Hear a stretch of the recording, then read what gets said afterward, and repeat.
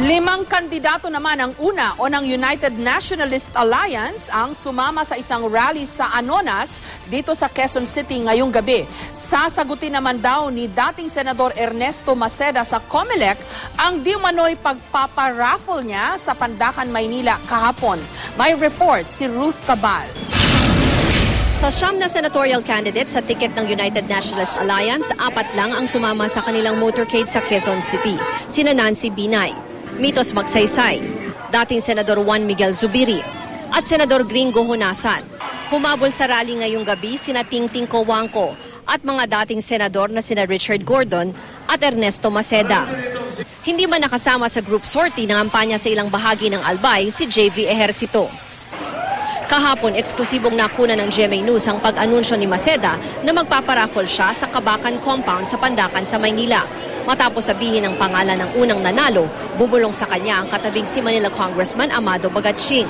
When I was reminded by Congressman Bagatsing that that is not allowed, so we did not continue it. We stopped it. There was no actual money paid out. I was thinking that to enlighten the very early afternoon, people were sleeping. We might hold a raffle, but I stopped in time because I was reminded that it is not allowed. Pero nang makapanayam ngayong gabi, iba ang depensa ni Maceda. Ako nagpa-raffle, si Congressman Bagatsing. So sasagutin natin yung COMELEC. Alright? Thank you. That's it. Ang Commission on Elections hihingi raw ng opisyal na paliwanag mula kay Maceda. Could be considered a joke. Baka naman nagbibiro lang siya. Hindi naman siya nagbigay ng pera.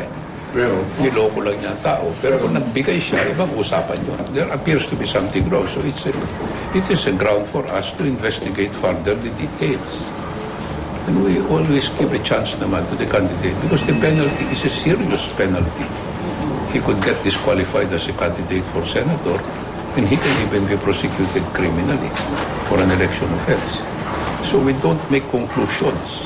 Batay sa Omnibus Election Code, bawal ang anumang uri ng pamimigay ng pera o bagay para manghikayat at bumoto para sa isang kandidato.